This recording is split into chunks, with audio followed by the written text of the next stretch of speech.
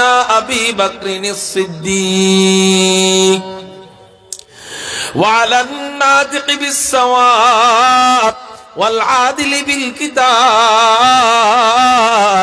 إمامنا بالحق عمر بن الخطاب وعلى صاحب الحياء وناشر القرآن الشهيد المظلوم حين تلاوة الفرقان إمامنا عثمان بن عفان وعلى صاحب السيف والقضاء وناشر العلم والهدى أسد الله الغالب إمامنا علي بن أبي طالب رضي الله تعالى عنهم أجمعين أما بعد فأعوذ بالله من الشيطان الرجيم بسم الله الرحمن الرحيم يرفع الله الذين آمنوا منكم والذين أوتوا العلم درجات قال سيدنا رسول الله صلى الله عليه وسلم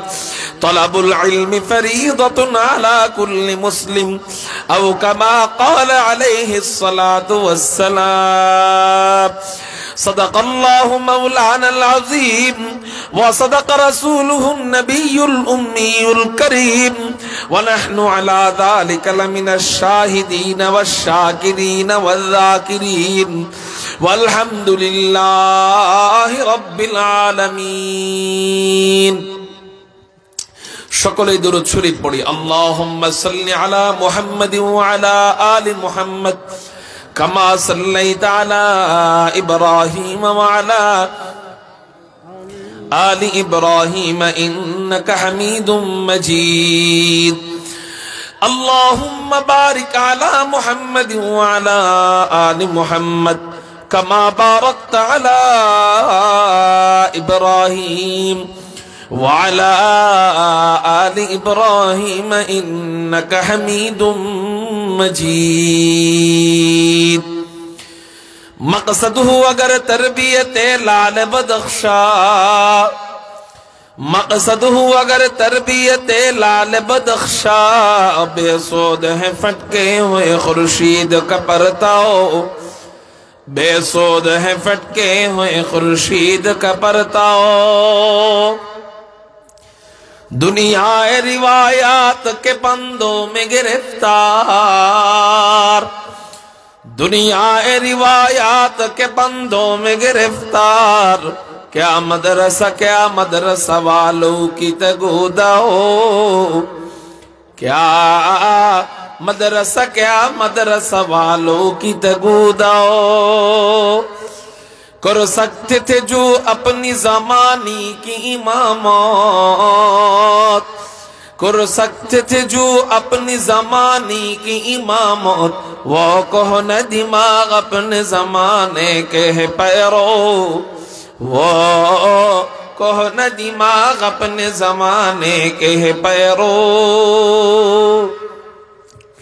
الحمدللہ اللہ جل جلالہ عم نوالہ দরবারে লাখ কোটি শুকরিয়া আদায় করি যে মহান রব্বে করিম আমাদেরকে সিলেট বিশ্বনাথ কামাল বাজার শহীদ সুলেমান নগর হযরত তালহা রাদিয়াল্লাহু তাআলা আনহু ইসলামিয়া মিরগাঁও মাদ্রাসার উদ্যোগে আয়োজিত 25তম বার্ষিক ইসলামী মাহফিলে রব্বে কায়নাত রব্বে করিম আমাদেরকে আসার বসার তৌফিক দান করেছেন সেই জন্য সবাই অন্তরের অন্তঃস্থল থেকে শুকরিয়া আদায় করি আকাশ পাতাল প্রকম্পিত করে উচ্চ কণ্ঠে চিৎকার দিয়ে বলি আলহামদুলিল্লাহ মুহতারাম হাজিরিন আমি আপনাদের সামনে একটি আয়াতে কারীমা তেলাওয়াত করেছি আল্লাহ পাক রব্বুল আলামিন কুরআনুল কারীমের মধ্যে বলেন আউযু বিল্লাহি মিনাশ শাইতানির রাজীম বিসমিল্লাহির রহমানির রহিম يرفع الله الذين آمنوا منكم والذين أوتوا العلم درجات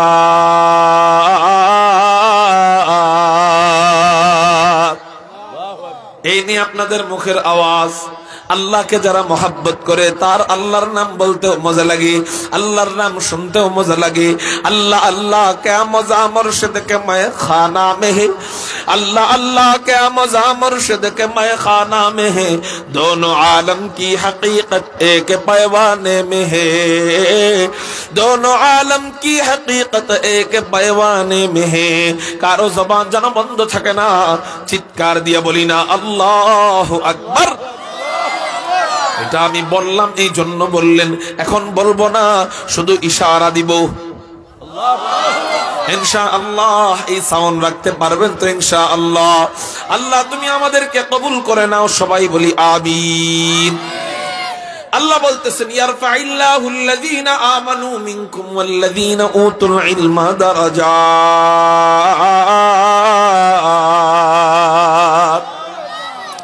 আল্লাহ বলতেছেন যারা ঈমান আনবে এবং ইলম প্রাপ্ত হবে, এক নাম্বার গুণ ঈমান আনবে, দুই নাম্বার গুণ ইলম অর্জন করবে। বলেন এক নাম্বার গুণ কি করবে? দুই নাম্বার গুণ কি করবে? ইলম প্রাপ্ত হবে, অর্থাৎ আলেম হবে। আল্লাহ বলেন এই দুই গুণ যদি তোমরা অর্জন করো, আমি আল্লাহ তোমার শান, তোমার মান, তোমার মাকাম, তোমার আজমত, তোমার ইজ্জত, তোমার মর্যাদা, তোমার সম্মান আমি আল্লাহ বাড়ায় দেওয়ার জিম্মাদারি নিয়ে নিলাম। আপনি মনে করতে পারেন হুজুর সম্মান নামক পুরস্কার আল্লাহ আমাদেরকে ইলমের বরকতে দিবে, আলেম হওয়ার বরকতে দিবে, তো এই সম্মান নামক পুরস্কারটা কেমন দামি? আপনার আমার কাছে সম্মান নামক পুরস্কারটা বেশি দামি নাও হইতে পারে, কিন্তু যার সম্মান সমাজে নাই, যিনি 16 বছর পর্যন্ত সম্মান কামানোর জন্য দেশটাকে দখল করে রাখছিল, বর্তমানে তারে যায় জিগান সম্মান কেমন দামি। ঠিক না ঠিক? এজন্য সম্মানী যদি হইতে চাও, দুনিয়াতেও যদি সম্মানী হইতে চাও, আখিরাতেও যদি সম্মানী হইতে চাও, এক নাম্বার ঈমান আনতে হবে, কুফর শিরিক মুক্ত ঈমান। দুই নাম্বার ইলম অর্জন করতে হবে, আলেম হইবা। ওই আলেমের সম্মান বাড়ানোর জিম্মাদারি আল্লাহ নিয়ে নিছে। এজন্যই দেখেন না আলেমদের সম্মান কমানোর জন্য আলেমদেরকে জেলে ঢুকাইছিল। জেলে ঢুকানোর পর সম্মান কমছে না বাড়ছে? মানুষ আলেমদেরকে জেলে নেওয়ার সময় মানুষ সালাম দেয়, আসসালামু আলাইকুম ওয়া রাহমাতুল্লাহ, বাবন সাহেব হুজুর কেমন আছেন? কয়েকদিনের ব্যবধানে আল্লাহ এখন ওদেরকে জেলে ঢুকায়। ওদেরকে দেখা কেউ সালাম দেয় না, বরং পচা ডিম মারে, পচা ডিম মারে, জুতা ফিকে মারে। 16 বছর সম্মান কামানোর জন্য বাপকে বানাইতে চাইছে জাতির পিতা, পোলাপান বানায় দিছে মুতের পিতা। যেখানে বাপের মূর্তি পায় ওখানে পোলাপানের পেশাব দইরা যায়। তাহলে বলেন সম্মান দেওয়ার মালিক কে? 16 বছর কষ্ট করলো সম্মানের জন্য, পাইছেনি? আল্লাহ বলতেছেন সম্মান বাড়াবো আমি আল্লাহ এই দুই গুণের বদৌলতে, এক নাম্বার ঈমান, দুই নাম্বার ইলম। ইলম অর্জনের কত ফজিলত, চলেন আপনাদেরকে কয়েকটা হাদিস থেকে একটু শোনাই। এই তো গেল কুরআনুল কারীমের আয়াত, এবার আমরা হাদিস থেকে শুনবো। কেন শুনবো? 3টা উদ্দেশ্যে শুনবো। চিৎকার দিয়ে বলেন কয়টা উদ্দেশ্যে শুনবো? এক নাম্বার উদ্দেশ্য আলেমদের বিরোধিতা করব না। জোরে বলেন, এক নাম্বার উদ্দেশ্য আলেমদের বিরোধিতা। দুই নাম্বার উদ্দেশ্য আলেমদের কথা মোতাবেক চলবো। 3 নাম্বার উদ্দেশ্য সন্তানদেরকে আলেম বানাবো। বলেন ইনশাআল্লাহ। ইলম অর্জনের কত ফজিলত। এক নাম্বার ফজিলত হুজুর আকরাম সাল্লাল্লাহু আলাইহি ওয়াসাল্লাম সুনানে দারিমির মধ্যে জানায় দেয়। হুজুর বলেন ইলম অর্জন করা মাজলিসুন ইউতানাযাউ ফীহিল ইলমু আহাব্বু ইলাইয়া মিন কদরিহি সালাতান, আমার নিকট ইলম অর্জন করা নফল নামাজের চেয়েও বেশি দামি, নফল নামাজের চেয়েও বেশি প্রিয়। একটু চিৎকার দিয়া বলেন না সুবহানাল্লাহ।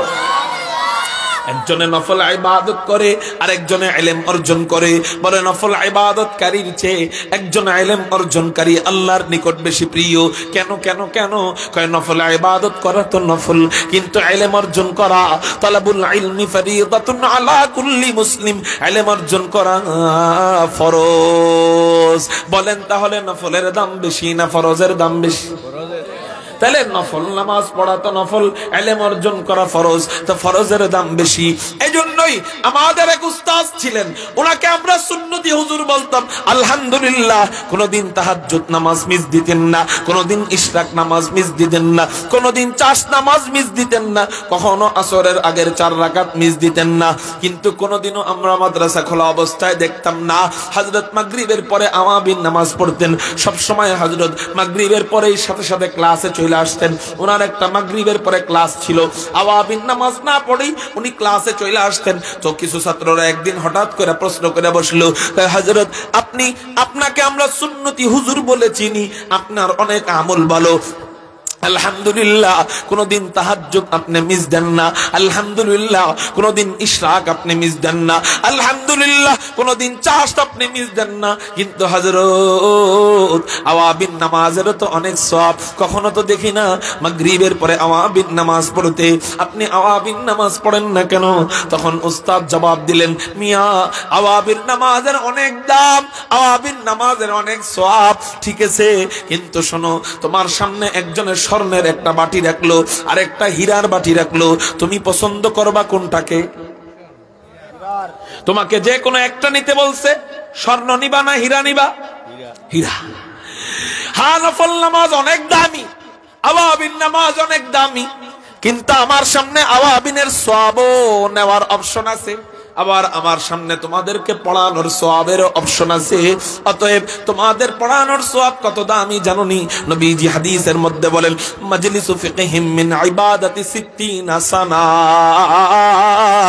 ইলমের মজলিস, ফিকহের মজলিস, মাসআলা মাসাইলের মজলিস আল্লাহর কাছে নফল নামাজ 60 বছর নফল ইবাদতের চেয়েও ইলমের মজলিস আল্লাহর কাছে বেশি দামি।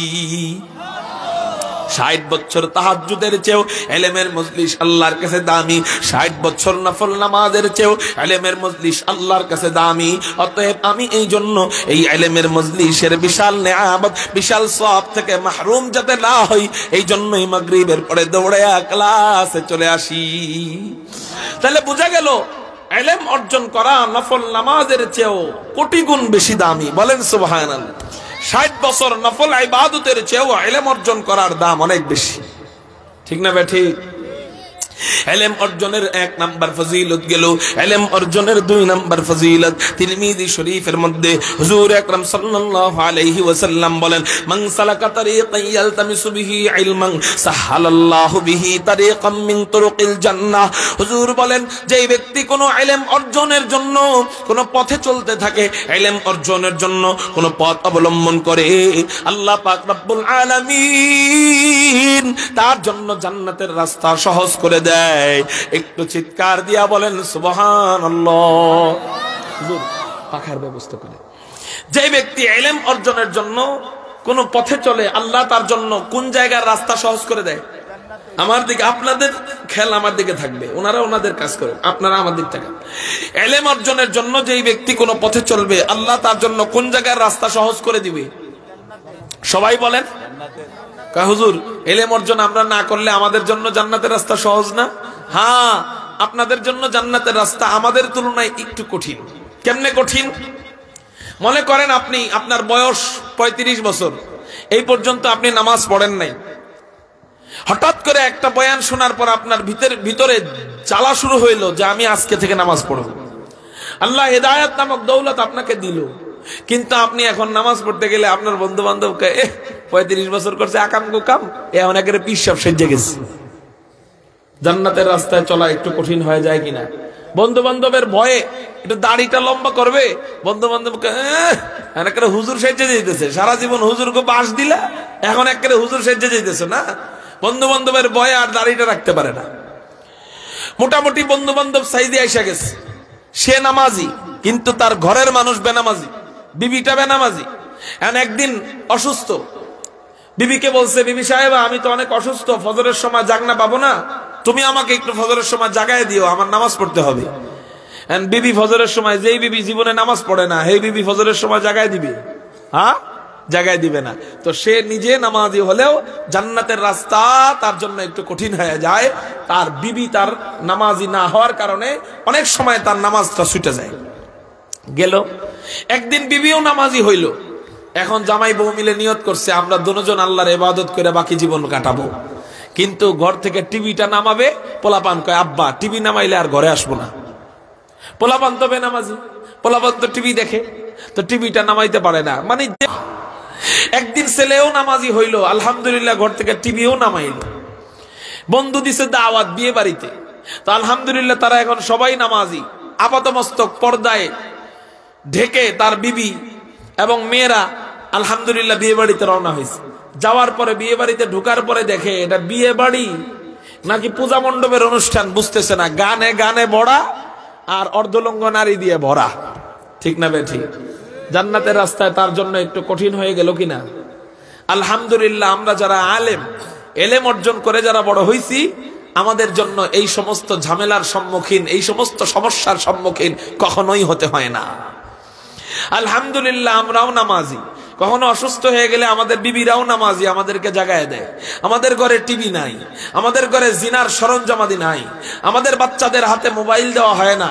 আলহামদুলিল্লাহ সুম্মা আলহামদুলিল্লাহ, কোনো বিয়ে বাড়িতে দাওয়াত দিলে আমাদেরকে বুঝেই দাওয়াত দেয় যে এই হুজুরের দাওয়াত দিব, আমার বাড়িটা সর্বদিক দিয়ে সেভ আছে কিনা, তারপরে আমি দাওয়াত দিই। আলহামদুলিল্লাহ আমাদের সুদ সারা জীবন চলে, আমাদের ঘুষ সারা জীবন চলে, আমাদের 10-15 হাজার টাকা বেতন দেন, তাও আমাদের জীবন চলে। কিন্তু আপনি সুদ না খাইলে আপনার পরিবার না খায়া মরে। কেন কেন কেন? আমাদেরকে আল্লাহ এত সহজ করে দিলেন কেন? কয় কোরআনের উসিলায়, হাদিসের উসিলায়, ইলমুল কোরআন, ইলমুল হাদিস, ইলমে ওয়াহি এর উসিলায় আল্লাহ আমাদের জান্নাতের রাস্তাটাকে সহজ করে দিয়েছে। এটা আমার কথা না, নবীজির কথা।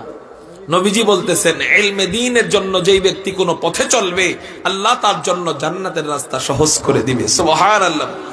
ইলম অর্জনের 2 নাম্বার ফজিলত গেল, ইলম অর্জনের 3 নাম্বার ফজিলত হুজুর আকরাম সাল্লাল্লাহু আলাইহি ওয়াসাল্লাম বলেন, ওয়া ইন্নাল মালাইকাতা লা তাদউ আজনিহাতাহা রিদাল লিতালিবিল ইলম। নবীজি তিরমিজি শরীফের মধ্যে জানায়া যায়, কোন ব্যক্তি ইলম অর্জন করলে আল্লাহ পাক রব্বুল আলামিন আসমানের জমিনের ফেরেশতাদেরকে ডাক দিয়া বলেন, ও আমার ফেরেশতারা, ওই বাচ্চাটা ইলম অর্জনের জন্য মাদ্রাসায় যায়, এখনো আলিফ শিখে নাই, এখনো বা শিখে নাই, এখনো আলহামদুলিল্লাহি রাব্বিল আলামিন পারে না, এখনো আর রহমানির রহিম পারে না, এখনো ওয়াবিহি ক্বালা হাদাসানা শিখে নাই, কিন্তু শিখার জন্য মাদ্রাসায় যাইতেছে, আলিফ শিখার জন্য মাদ্রাসায় যায়, বা শিখার জন্য মাদ্রাসায় যায়। ওই বাচ্চাটা আমি আল্লাহর কাছে এত দামি, এত দামি, এত দামি, এত দামি। ওই বাচ্চাটা সমাজের কাছে বোকা হইতে পারে, ওই বাচ্চাটা সমাজের কাছে বোঝা হইতে পারে, কিন্তু ইলম অর্জনের জন্য, আমার কোরআন শিখার জন্য ও মাদ্রাসায় যায়। ও যেন জমিনে পা না ফেলে, ওর পায়ের নিচে ও ফেরেশতারা তোমাদের নূরের দামি দামি পাখাগুলা বিছাইয়া দাও। ফেরেশতাদের নূরের দামি পাখা আমার আপনার বাচ্চার পায়ের নিচে বিছানো থাকে। আমার আপনার বাচ্চারা যদি বিসিএস ক্যাডার হয়, লাল গালিচার সংবর্ধনা পায়, আমরা এলাকার মধ্যে এসে গর্বিত হয়ে বলি, এই আমাকে চিনো নাকি? কই কে তুমি? আমার পোলারে এমপি সাহেব লাল গালিচার সংবর্ধনা দিছে। আচ্ছা ঠিক আছে, তোমার ওই লাল গালিচার কি দাম? ওই লাল গালিচা গুলিস্তানের হকাররা পাইকারি দরে কিনে, কিনার পর ছোট ছোট করে পাপোশের সাইজে কাটে। পাপোশ চিনেন তো? এই পাপোশের সাইজে কাইটা 20 টাকা, 30 টাকা, 40 টাকা কইরা পাপোশ বিক্রি করে। আচ্ছা আপনারা বলেন, 40 টাকার পাপোশ কাদের ঘরে থাকে? ধনীদের ঘরে থাকে না ফকিন্নির ঘরে থাকে? সভাপতি সাহেবের বাড়িতে এক একটা পাপোশ 500-র উপরে, 1000-এর কাছাকাছি, 1000-এর উপরেও হইতে পারে। ঠিক না ভাই? ঠিক। ফকিন্নির ঘরে থাকবে 10 টাকার পাপোশ, 20 টাকার পাপোশ, 50 টাকার পাপোশ। তো তোমার পোলা লাল গালিচার উপরে হাইটা যায়, ওই লাল গালিচা কেমন দামি? কবে এটা তো ফকিন্নির পাপোশ বেটা। ওই ফকিন্নির পাপোশের উপর হাঁটে, এই জন্য তুমি সমাজের মধ্যে গর্বিত যে আমার পোলারে চিনুনি, আমার সন্তানকে চিনুনি। কয় কে? কয় তোমার সন্তান ফকিন্নির পাপোশের উপরে হাঁটে। ঠিক না ঠিক? কিন্তু আলহামদুলিল্লাহ আমরা যদি আমাদের সন্তানদেরকে মাদ্রাসায় পড়াই, ভাই বয়ানের মাঝখানে আপনি এগুলা করেন না, বসেন, সবাই আপনার দিক তাকায় রয়েছে।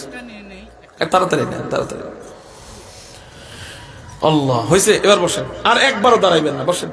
আপনারা সবাই আমার দিকে তাকান, আমার দিকে।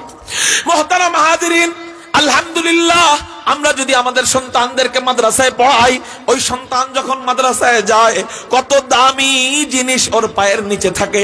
বলে আরে পাপোশ তো দূরে থাক, কার্পেট তো দূরে থাক, লাল গালিচা তো দূরে থাক, আসমান জমিন, সাত আসমান এক পাল্লায়, সাত জমিন এক পাল্লায়, নদী নালা এক পাল্লায়, পাহাড় পর্বত এক পাল্লায়, চন্দ্র সূর্য এক পাল্লায়, কোটি কোটি মাখলুকাত এক পাল্লায়, কোটি কোটি টন স্বর্ণ রূপা হীরা জওহরাত এক পাল্লায়, আর ফেরেশতাদের মাত্র একটা মাত্র নূরের পাখা আরেক পাল্লায় রাখা হবে। সাত আসমান সাত জমিন এগুলার মাঝখানে যা আছে সবকিছুর চেয়ে ফেরেশতাদের একটা মাত্র নূরের পাখা আল্লাহর কাছে কোটি কোটি গুণ বেশি দামি। এইটা আপনার আমার বাচ্চার পায়ের নিচে থাকবে। বলেন গর্বিত হওয়ার কথা কার? ওই বিসিএস ক্যাডারের বাবার না মক্তবের ছাত্রের বাবার? আল্লাহ আমাদেরকে বুঝার তৌফিক দান করুক, সবাই বলি আমিন। ইলম অর্জনের 4 নম্বর ফজিলত নবীজি তিরমিজি শরীফের মধ্যে জানায়, ইন্না তালিবাল ইলমি লা ইস্তাগফিরু লাহু মান ফিস সামাই ওয়াল আরদি হাত্তা আল হাইতানু ফিল মা।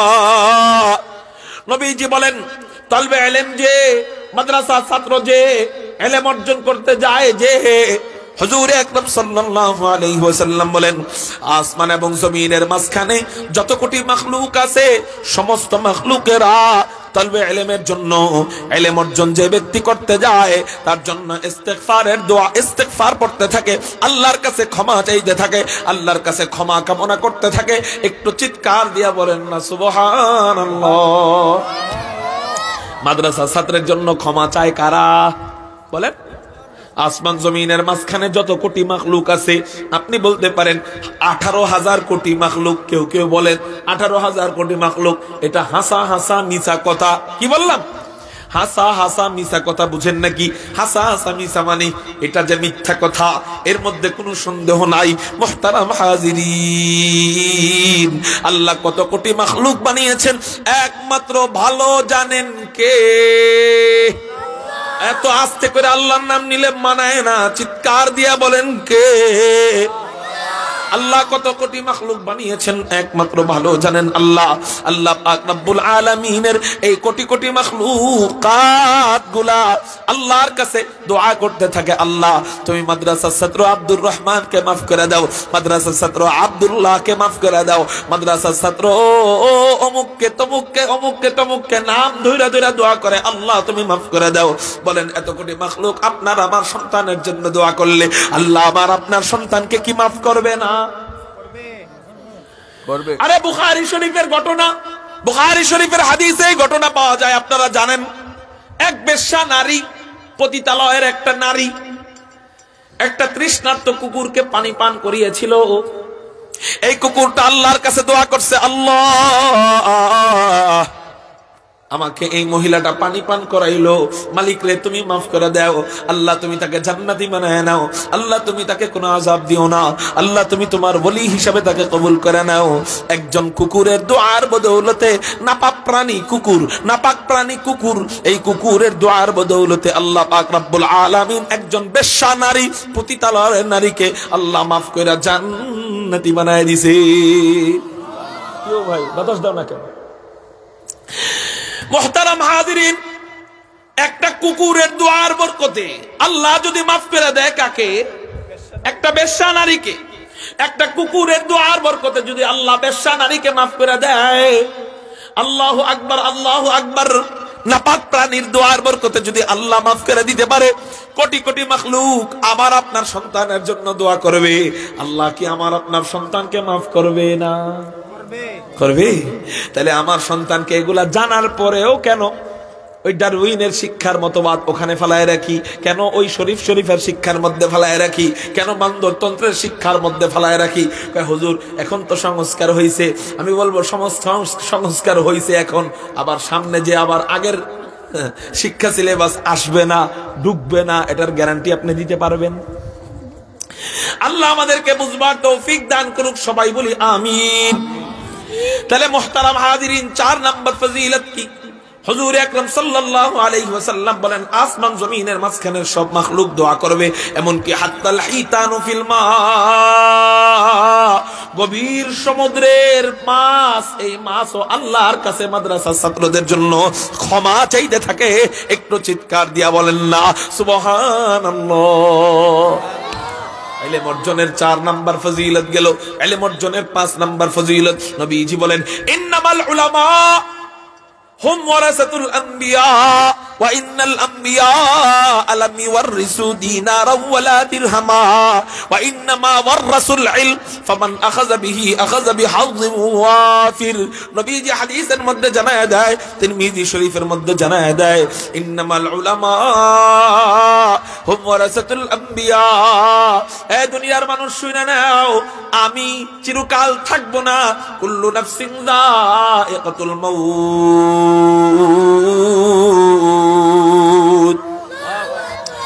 প্রত্যেকটা প্রাণীকে মৃত্যুর স্বাদ আস্বাদন করতে হবে।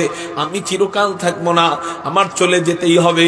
কিন্তু শোনো, আমি চলে গেলাম তো কি হইছে, চলে গেলাম তো কি হইছে, আমার চেয়ারকে আমি খালি রাইখা গেলাম না, আমি আমার চেয়ারে বসায় রাইখা গেলাম উলামায়ে কেরামদেরকে। ইন্নামাল উলামা ওয়ারাসাতুল আম্বিয়া, ইন্নামাল উলামা ওয়ারাসাতুল আম্বিয়া। উলামায়ে কেরামগণ নবীর ওয়ারিস। অতএব উলামায়ে কেরাম আমরা যতদিন পর্যন্ত এই চেয়ারে বসবে, এই চেয়ারে শাসন করবে, ততদিন পর্যন্ত তোমরা গুমরাহ হইবা না। একটু চিৎকার দিয়া বলেন সুবহানাল্লাহ। মুহতারাম হাজিরিন, তাইলে নবীর চেয়ারে নবীজি বসায় গেলেন কাদেরকে? উলামায়ে কেরামদেরকে। এজন্য আমরা চাইলেই তো নবীর বাবা হইতে পারবো না, নবীর বাবা হইতে পারবো? আমাদের মা বোনরা কি চাইলেই নবীর মা হতে পারবে? কিন্তু আমরা চাইলেই নবী যারে বসায় দিয়ে গেছে তার বাবা হইতে পারবো, ঠিক না বেঠি? তাহলে নবীর প্রতিনিধির বাবা হইতে চাই কারা কারা? আল্লাহু আকবার বলে হাত উঠাই। হইতে চাই? আল্লাহ তুমি কবুল করো সবাই।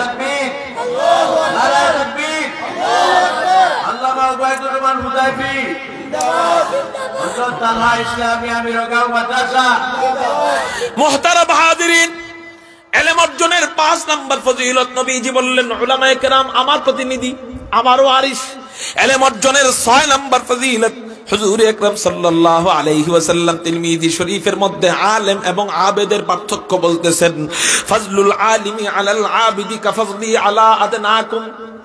নবীজি বলেন একজন আলেম এবং একজন ইবাদতকারী বান্দা, এই দুইজনের মাঝে পার্থক্য কতটুকু? নবীজি বলেন আমি এবং আমার সবচেয়ে ছোট সাহাবী, এই দুইজনের মাঝে যেই পার্থক্য, নবীজি এবং নবীজির সবচেয়ে ছোট সাহাবী, এর মাঝে কত পার্থক্য এটা আমি বুঝানোর ক্ষমতা বা যোগ্যতা আমার নাই। তারপরেও যতটুকু যোগ্যতা আছে অতটুকু বুঝাই। একটা ক্লাসে ছাত্র 100 জন, জোরে বলেন কয়শো জন? 100 জনের মধ্যে যে কোনো একজন তো এক হবেই, ঠিক না বেঠিক? আবার যে কোনো একজন তো 100 নাম্বারও হবে, হবে কিনা? যে কোনো একজন 1 নাম্বার হবে, যে কোনো একজন 100 নাম্বার হবে। 1 নাম্বার যে হয় ও গড়ে পাবে 99, 98, ঠিক না বেঠিক? কিন্তু 100 নাম্বার যে হয় এ গড়ে কত পাবে? 1, 2, 3 গড়ে পাবে, ঠিক না বেঠিক? 1 আর 100 নাম্বার ছাত্রের মধ্যে যদি এত ব্যবধান হয়, এবার মনে করেন ছাত্র যদি হয় 1.5 লক্ষ জন, কয়জন? চলে বলেন কয়জন? 1 আর 100-র মধ্যে যদি এই পার্থক্য হয়, তাহলে 1 আর 1.5 লক্ষ নাম্বার ছাত্রের মাঝে কি পার্থক্য বলেন? আসেনি কোনো পার্থক্য করা যাইব? তো নবীজির ছাত্র ছিল 1.5 লক্ষ, জোরে বলেন কয় লক্ষ? 1.5 লক্ষ। 1 নাম্বার সাহাবী ছিলেন হযরত সিদ্দিক আকবর। দুনিয়ায়ে সখাবত মে তেরা নাম রহেগা, दुनियाए सखावत में तेरा नाम रहेगा, सिद्दीक तेरा नाम से इस्लाम रहेगा, सिद्दीक तेरा नाम से इस्लाम रहेगा, दुनियाए शुजाअत में तेरा नाम रहेगा, दुनियाए अदालत में तेरा नाम रहेगा, उम्र तेरा नाम से इस्लाम रहेगा, उम्र तेरा नाम से इस्लाम रहेगा, दुनिया दुनियाए शुजाअत में तेरा नाम रहेगा, आली तेरा नाम से इस्लाम रहेगा, आली तेरा नाम से इस्लाम रहेगा। दुनियाए मुसल्लत में तेरा नाम रहेगा, उस्मान तेरा नाम से इस्लाम रहेगा, उस्मान तेरा नाम से इस्लाम रहेगा। दुनियाए मुवज्जिन में तेरा नाम रहेगा, दुनियाए मुवज्जिन में तेरा नाम रहेगा। बेलाल तेरा नाम से इस्लाम रहेगा, बेलाल तेरा नाम से इस्लाम रहेगा। कारो जबान जन बंद থাকে না, চিৎকার দিয়া বলি না আল্লাহু আকবার। मोहतरम हाजिरीन, एक नंबर साहाबी हजरत सिद्दीक अकबर, और 2 नंबर साहाबी हजरत उमर, 3 नंबर साहाबी हजरत उस्मान, 4 नंबर साहाबी हजरत आली। এরকম করে করে 5 নাম্বার আবার আরেকজন, 6 নাম্বার আবার আরেকজন, 7 নাম্বার আরেকজন, এরকম করতে করতে সাহাবী ছিল 1.5 লক্ষ। তো 1.5 লক্ষ নাম্বার কোন না কোন জন তো আছে, তিনি কে এটা আমরা জানি না, 1.5 লক্ষ নাম্বার কে এটা জানি না, কিন্তু কেউ না কেউ তো আছে। কই ওই 1.5 লক্ষ নাম্বার আর আবু বকরের মাঝে কি পার্থক্য? এটা করা যাবে নি, পার্থক্য সম্ভব হবে নি। কই আবু বকর বাদ ডাইরেক্ট নবীজি, কয় নবীজির মাঝে আর 1.5 লক্ষ নাম্বারের মাঝে কত পার্থক্য? আল্লাহু আকবার বলেন। এই দুইজনের মাঝে যেই পার্থক্য, নবীজি বলেন একজন আলেম আর একজন ইবাদতকারী বান্দা, এই দুইজনের মাঝে ততটাই পার্থক্য। একটু চিৎকার দিয়া বলেন না সুবহানাল্লাহ। হ্যাঁ, 2 দিন একটু ইবাদত কইরাই, নফল নামাজ একটু বেশি পড়াই, একটু জিকির বেশি কইরাই আলেমদের গিবত করা শুরু করে দেই। কই এই হুজুর গাছতে যায় না, এই হুজুর তালিমে বসে না, এই হুজুর ওয়াজ নসিহত ভাল লাগে না এখন। কই কেন ভাল লাগে না? কই আমি নফল বেশি পড়ি, হে এলেম হিজ্ঞা কি করছে, এর থেকে তো আমি উত্তম। মিয়া আপনি নফল সারা দিন পড়েন অসুবিধা নাই, কিন্তু শুইনা লন মোমবাতি কোনদিন সূর্য হইতে পারে না। আপনি যতই ইবাদতকারী বান্দা হন না কেন, আপনি 1.5 লক্ষ নাম্বার আর 1 নাম্বার যে হুজুর আকরাম সাল্লাল্লাহু আলাইহি ওয়াসাল্লাম, ঠিক ওরকম আপনি ইবাদতকারী বান্দা আর একজন আলেম ওই রকম উপরে। একটু চিৎকার দিয়া বলেন সুবহানাল্লাহ। ইলম অর্জনের 6 নাম্বার ফজিলত বললাম, 7 নাম্বার ফজিলত সুনানে দারিমির মধ্যে হুজুর আরেকটা পার্থক্য বলতেছেন, একজন আলেম আর একজন আবেদের মাঝে পার্থক্য নবীজি বলতেছেন। ক্বালা রাসূলুল্লাহ সাল্লাল্লাহু আলাইহি ওয়াসাল্লাম ফাজলুল আলিমি আলাল মুজতাহিদি, ফাজলুল আলিমি আলাল মুজতাহিদি মিআতু দারাজাতিন। এখানে আবেদ বলেন নাই, এখানে মুস্তাহিদ বলছেন। মুস্তাহিদ দ্বারা উদ্দেশ্য হলো একটা তো আবেদ। আচ্ছা, আবেদকে যেই ব্যক্তি প্রয়োজনীয় মাসালা মাসাইল জানে, নামাজের ফরজ কয়টা জানে, ওযুর ফরজ কয়টা জানে, এরপর সে ঠিক মতো 5 ওয়াক্ত নামাজ পড়ে এবং গুনাহ করে না, গুনাহ হয়ে গেলে তওবা করে, এমন ব্যক্তি আবেদ। এমন ব্যক্তি এখানে কারা আছেন একটু হাত উঠান তো, যে হুজুর আলেম না, আমি আলেম না কিন্তু 5 ওয়াক্ত নামাজ পড়ি, গুনাহ হয়ে গেলে তওবা করি, এমন কয়জন আছেন? হাত উঠান। হ্যাঁ মাশাআল্লাহ আছে, হাত নামান। এবার আসেন, এমন আবেদ, খেয়াল করেন, এমন ইবাদতকারী বান্দা যে গুনাহ তো করেই না, দিনের বেলা রোজা রাইখা রাইখা জিহাদ করে, রাত্রে বেলা সারা রাত জায়গা নামাজ পড়ে, এমন কে আছেন? হাত উঠান। এমন আছেননি? হ্যাঁ, আপনারা থাকবেন কি পুরা বিশ্বে 2-3 জন আছে কিনা সন্দেহ, ঠিক না ভাই? ঠিক। বাংলাদেশে একজন আছে কিনা সন্দেহ। দিনের বেলা আল্লাহর রাস্তায় জিহাদ করে রোজা রাইখা, আবার জিকির করতে করতে জিহাদ করে, রাত্রে বেলা বাড়িতে আইসা বিশ্রাম নেয় না, দাঁড়ায় দাঁড়ায় ইবাদত করে। এই ব্যক্তিকে হাদিসের পরিভাষায় বলা হইতেছে মুস্তাহিদ আবেদ। মুস্তাহিদ, এই মুস্তাহিদ আবেদ, উনার মাঝে আর একজন আলেমের মাঝে পার্থক্য কতটুকু? নবীজি বলেন ফাজলুল আলিমি আলাল মুজতাহিদি মিআতু দারাজাতিন। এই মুস্তাহিদ আবেদ দিনের বেলা রোজা রাইখা জিহাদ করে, রাত্রে বেলা দাঁড়ায় দাঁড়ায় নামাজ পড়ে। এই মুস্তাহিদ আবেদ আর একজন আলেমের মাঝে বেশ কম পার্থক্য হলো 100টা স্তর। একটু চিৎকার দিয়া বলেন সুবহানাল্লাহ। জোরে বলেন কয়শোটা স্তর? 100 স্তর। নবীজি বলেন মা বাইনা দারাজাতাইনে 500 সানাতিন। নবীজি বলেন 2 স্তরের মাঝখানে ব্যবধান হলো 500 বছরের রাস্তা। 2 স্তরের মাঝখানে ব্যবধান কয় শত বছরের রাস্তা? 500 বছরের রাস্তা। তাহলে 2 স্তরের মাঝখানে ব্যবধান যদি হয় 500 বছরের, 100 স্তরের মাঝখানে ব্যবধান কয় হাজার বছরের হবে? আল্লাহু আকবার বলে। আমরা আবু দাউদ শরীফের আরেক হাদিস থেকে জানতে পারি আসমান এবং জমিনের মাঝখানের খালি জায়গা, পুরা দুনিয়ার মাঝখানের খালি জায়গা 500 বছরের রাস্তা। আবার ওইদিকে নবীজি বলেন 2 স্তরের মাঝখানের খালি জায়গা 500 বছরের রাস্তা। তার মানে বোঝা গেল 2 স্তরের মাঝখানের খালি জায়গা আর দুনিয়ার খালি জায়গা এক। তার মানে 2 স্তরের মাঝখানের খালি জায়গা একটা দুনিয়া। এবার 100টা স্তর, একজন আলেম আর একজন মুস্তাহিদ আবেদ দুইজনের মাঝখানে 100 স্তর, তার মানে 100 দুনিয়ার ব্যবধান। আল্লাহু আকবার। অতএব কোন মুস্তাহিদ ইবাদতকারী বান্দা অর্থাৎ দিনের বেলা জিহাদ করে, রোজা রাইখা জিহাদ করে, জিকির কইরা জিহাদ করে, রাত্রে বেলা রাত জায়গা নামাজ পড়ে, সে যদি একজন আলেমের কাছে যায় কয় হুজুর আপনার আমার মাঝে বেশ কম আসমান জমিনের, আপনি আসমানে আমি জমিনে, আপনি বলবেন ভুল হবে, ভুল হবে, একটা আসমান জমিনের ব্যবধান না, কমপক্ষে 100 দুনিয়ার ব্যবধান, 100 আসমান জমিনের ব্যবধান। একটু চিৎকার দিয়া বলেন না সুবহানাল্লাহ। ইলম অর্জনের 7 নাম্বার ফজিলত গেল। 8 নাম্বার ফজিলত হুজুর আকরাম সাল্লাল্লাহু আলাইহি ওয়াসাল্লাম বলেন, হায় হায় এখন আরেক কথা জানবো। একটু আগে জানলাম আলেম আবেদের পার্থক্য, তারপরে জানলাম আলেম আর মুস্তাহিদ আবেদের পার্থক্য।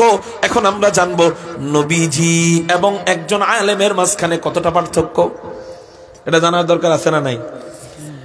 একজন আলেম আর একজন মুস্তাহিদ আবেদের মাঝে পার্থক্য যদি হয় 100 স্তর, তাহলে নবীজি আর আলেমের মাঝে পার্থক্য হওয়ার কথা কমপক্ষে কোটি স্তর। কারণ কই নবী আর কই আলেম? নবী তো নবী, আলেম তো আলেম। অতএব কই নবী আর কই আলেম, এটা আমার আপনার যুক্তি। কিন্তু নবীজি সুনানে দারিমির মধ্যে বলেন মান জাআহুল মাউতু ওয়া হুয়া ইয়াতলুবুল ইলমা লিইহইয়া বিহিল ইসলাম। নবীজি বলেন কোন ব্যক্তি ইলম অর্জন করছে ইসলামকে জিন্দা করবার জন্য, হেফাজতে ইসলামের জন্য, ইসলামকে হেফাজত করবার জন্য কোন ব্যক্তি ইলম অর্জন করছে, উনি মারা গেল। মারা যাওয়ার পর নবীজি বলেন কানা বাইনাহু ওয়া বাইনাল আমবিয়া ফিল জান্নাতি দারাজাতুন ওয়াহিদাতুন। ওই আলেম এবং নবীদের মাঝখানে ব্যবধান থাকবে জান্নাতের মধ্যে মাত্র একটা স্তর। একটু চিৎকার দিয়া বলেন সুবহানাল্লাহ। আলেম আর আবেদের মাঝখানে কয়শো স্তর পার্থক্য বলছিলাম? আর নবী আর আলেমের মাঝে কয়শো স্তর পার্থক্য? সবাই বলেন, আরো জোরে সবার থেকে শুনতে চাই, কয়টা স্তর? বুঝলেন? কি বুঝলেন? হ্যাঁ কি বুঝলেন আপনি? আপনাকে আল্লাহ 2 দিনের ক্ষমতা দিছে দেখে আলেমদের উপর জুলুম করছেন আর করেন। হ্যাঁ কই আপনি, কই হযরত আলী আর কই জুতায় কালি? হ্যাঁ কই আলেম আর কই আপনি? আল্লাহ আপনাকে তাবলীগ জামাতে নিয়েছে, হেদায়েত দিয়েছে, শুকরিয়া করার কথা, কিন্তু আপনি 2 দিন ইবাদত কইরা টঙ্গীর ময়দানে যান আলেমদেরকে মারতে, শহীদ করতে। কই হযরত আলী আর কই জুতায় কালি? কাদেরকে মারেন আপনি? নবীদের পরেই স্তর উলামায়ে কেরামদের কথা নবীজি বলতেছে, নবীজি আমি না, নবীজি। তার মানে ওই স্তর বাদ দিলে নবীদের কাতারে চলে যেত। এই কারণে একটা স্তর তো নিচে দেওয়া দরকার, কারণ এক স্তর উপরে গেলে মানুষ গুলায় ফেলবে কোনটা নবী আর কোনটা আলেম। এই জন্য আল্লাহ এক স্তর নিচে রাখছে আলেমদেরকে, এক স্তর উপরে রাখছে নবীদেরকে। বলেন সুবহানাল্লাহ। ইলম অর্জনের 8 নাম্বার ফজিলত পাইলাম। ইলম অর্জনের 9 নাম্বার ফজিলত হুজুর আকরাম সাল্লাল্লাহু আলাইহি ওয়াসাল্লাম জানায় দেয়।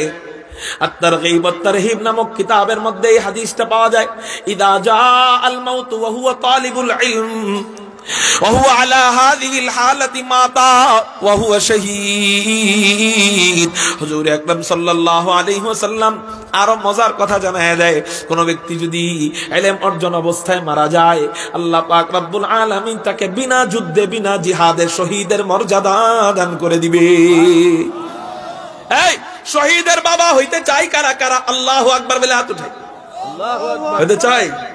নারায়ে তাকবীর, নারায়ে তাকবীর, দ্বীন ইসলাম, মুতাল্লা ইসলামিয়া বিরোগা মাদ্রাসা, নারায়ে তাকবীর।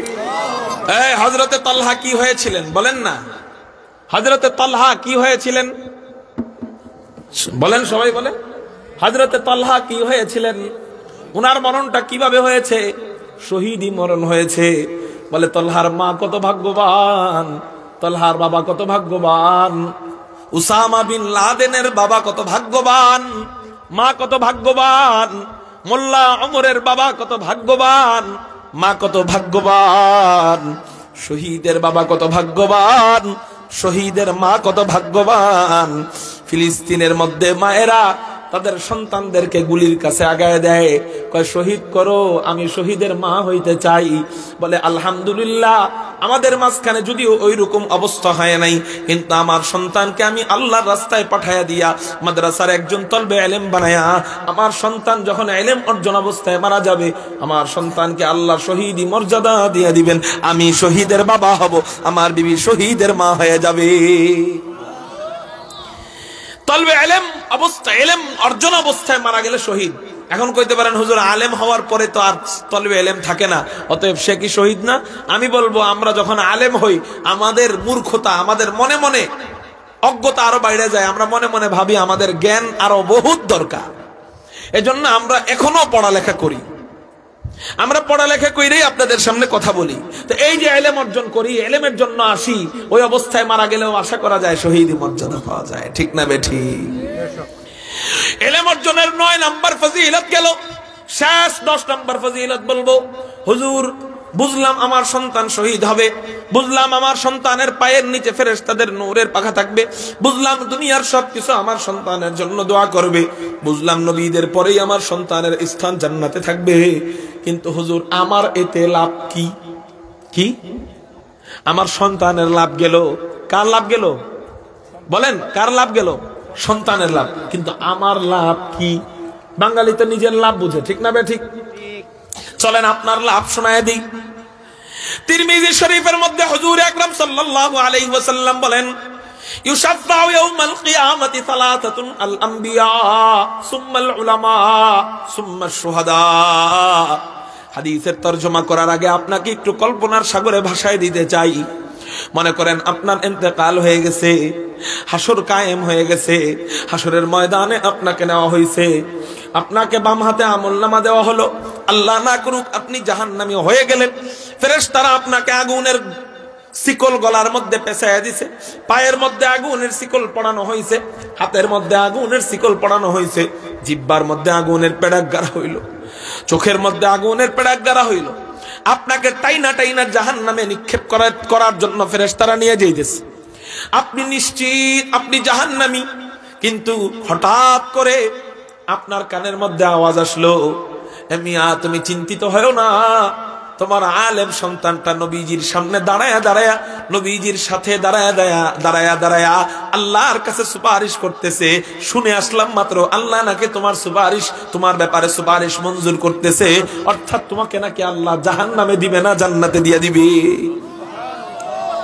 আপনার আলেম সন্তানটা সুপারিশ করতেছে, আল্লাহ নাকি সুপারিশ মঞ্জুর করতেছে, আর আপনাকে আল্লাহ জান্নাত দিয়ে দিবে। ওই মুহূর্তে ওই সংবাদটা কেমন লাগবে এটা আসলে এখন বুঝতে পারবেন না। এবার আসেন হাদিস বলি। নবীজি বলেন, তিরমিজি শরীফের হাদিস, ইউশাফাউ ইয়াউমাল কিয়ামাতি সালাসাতুন, হাসরের ময়দানে আল্লাহ 3 প্রকার ব্যক্তিকে সুপারিশের অনুমতি দিবেন। চিৎকার দিয়া বলেন, কয় প্রকার ব্যক্তিকে আল্লাহ সুপারিশের অনুমতি দিবেন? আওয়াজ হয় নাই, আরো জোরে বলেন, কয় প্রকার? 3 প্রকার ব্যক্তিকে আল্লাহ সুপারিশের অনুমতি দিবেন। 1 নাম্বার আল আম্বিয়া, 2 নাম্বার সুম্মাল উলামা, 3 নাম্বার সুম্মা শুহাদা। 1 নাম্বার নবীদেরকে, 2 নাম্বার আলেমদেরকে, 3 নাম্বার শহীদদেরকে আল্লাহ সুপারিশের অনুমতি দিয়া দিবেন।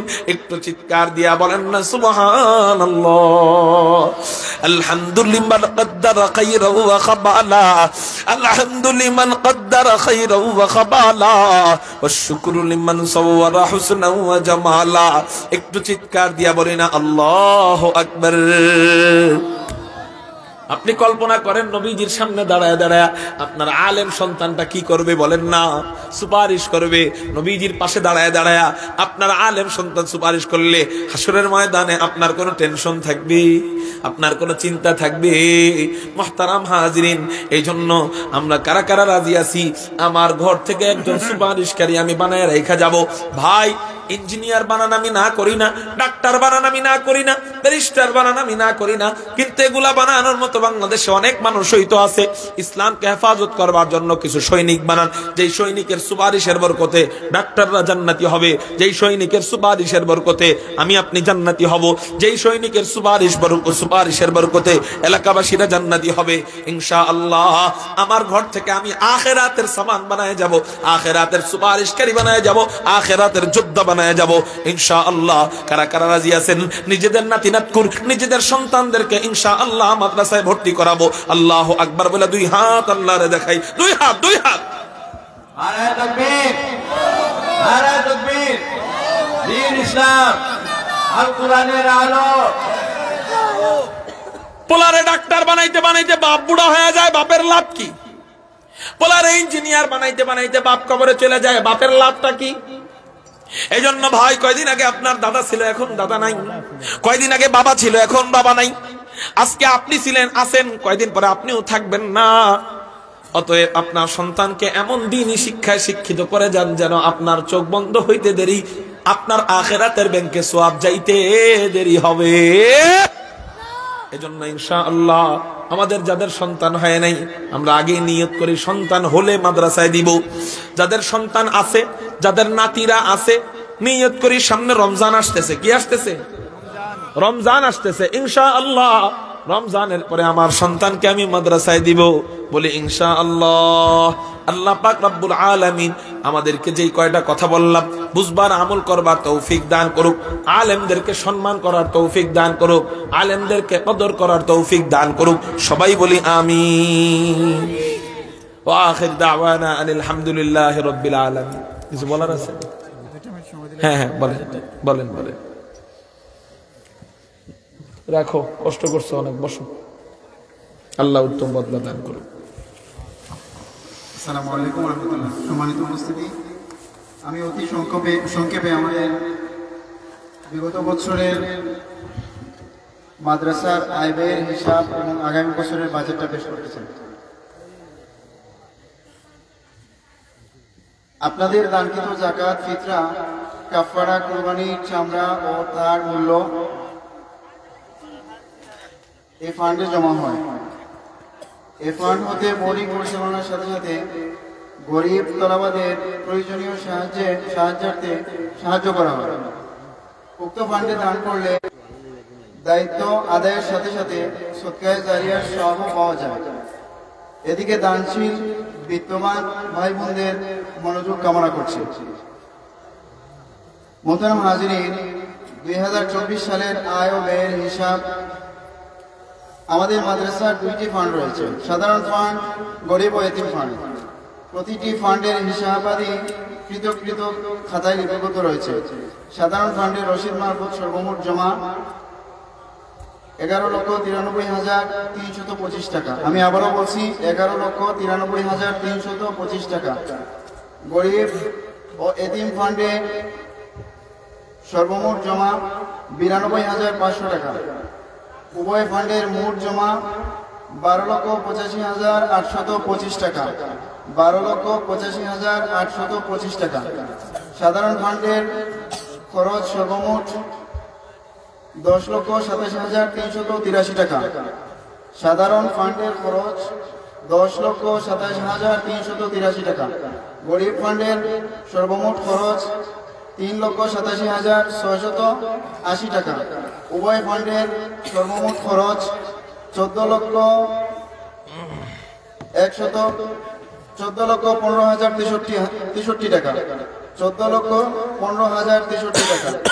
উভয় ফান্ডের জমা ও খরচ বাদে মাদ্রাসার ঋণ রয়েছে 1,29,238 টাকা।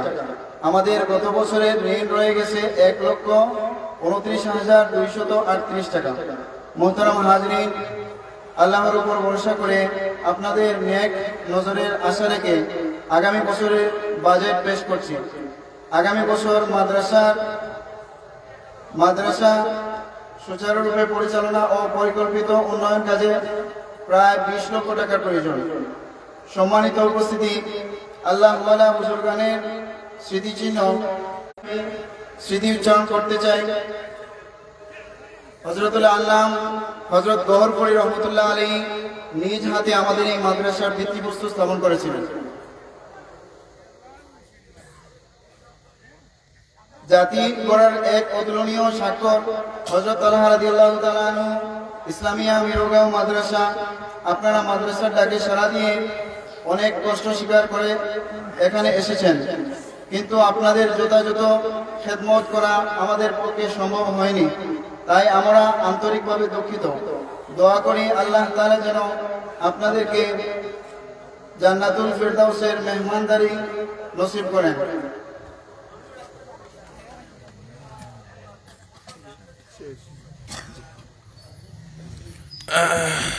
বলার আছে আমাদের বিশেষ করে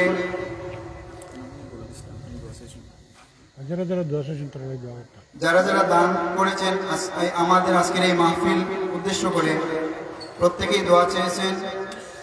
আমাদের লন্ডন প্রবাসী জনাব এনাম মিয়া, উনি একটা গরু দান করেছেন, উনিও দোয়া চেয়েছেন। বিশেষ করে আমাদের আবুল কালাম সাহেব আমাদের মাদ্রাসার সহসভাপতি রাউতের গাঁও, উনি অসুস্থ অবস্থায় ঢাকায় আছেন, আপনারা সবাই দোয়া করবেন। এছাড়াও আমাদের এলাকার যারা আরো কয়েকজন, আমার নাম মনে আসতেছে না, অনেকেই দোয়া চেয়েছেন অসুস্থ অবস্থায়, প্রত্যেকের জন্য দোয়া করবেন, হুজুর দোয়া করবেন। আর দোয়ার পরপরই ইনশাআল্লাহ সিন্নির আয়োজন আছে, আপনারা প্রত্যেকে অংশগ্রহণ করবেন ইনশাআল্লাহ। আসসালামু আলাইকুম। दुरूद शरीफ अल्लाहुम्मा सल्लि अला मुहम्मदिन नबिय्यिल उम्मी व अला आलिहि व सल्लिम तस्लीमा। अल्लाहुम्मा सल्लि अला मुहम्मदिन नबिय्यिल उम्मी व अला आलिहि व सल्लिम तस्लीमा। अल्लाहुम्मा सल्लि अला मुहम्मदिन नबिय्यिल उम्मी व अला आलिहि वसल्लिम तस्लीमा। अल्लाहुम्मा आमीन। रब्बना ज़लमना अनफुसना व इल्लम तग़फिर लना व तरहमना लनकूनन्न मिनल खासिरीन। रब्बना आतिना फिद दुनिया हसना व फिल आखिरति हसना व क़िना عذاب النار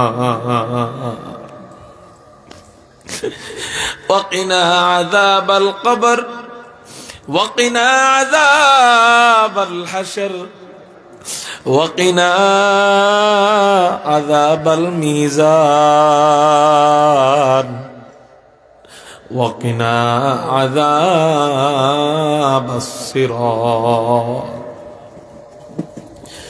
या हन्नान वया मन्नान वया मुनज़्ज़िलल कुरआन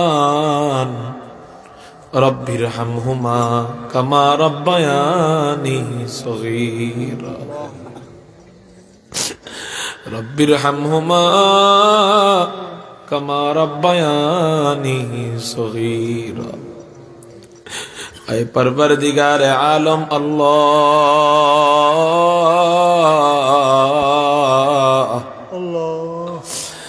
আমরা কতিপয় গুনাহগার না খান্দা না ফরমান বান্দা তোমার শাহী পাক দরবারে হাত উঠিয়েছি রে মালিক। আল্লাহ যেই হাত দুইটা উঠাইছি এই হাত তো পচা গান্দা মালিক রে। ও মালিক চাইতেছি এই জবানটাও তো গান্দা, যেই চোখ দিয়ে কাঁদি এই চোখ তো গান্দা। আল্লাহ যতই হোক গান্দা তবু তো তোমারই বান্দা।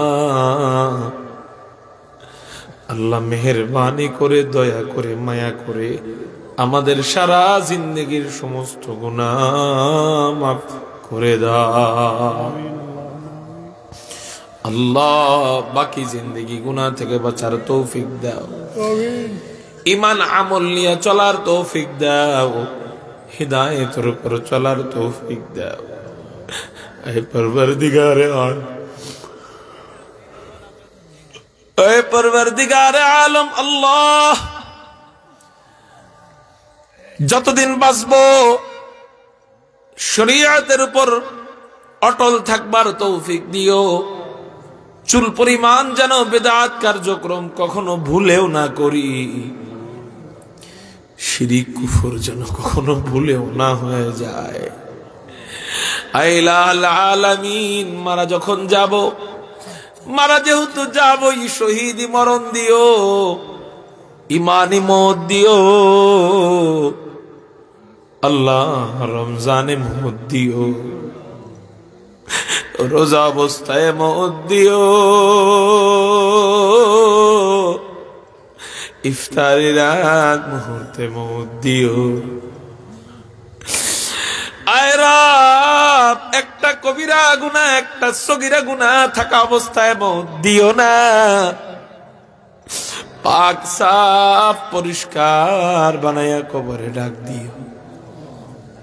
মালিক রে, আমরা দাঁতের ভিতরে একটা পোকা হইলে পোকার কামড় সহ্য করতে পারি না, ওই অন্ধকার কবরের এতগুলো আযাব মালিক সাপ দংশন করবে,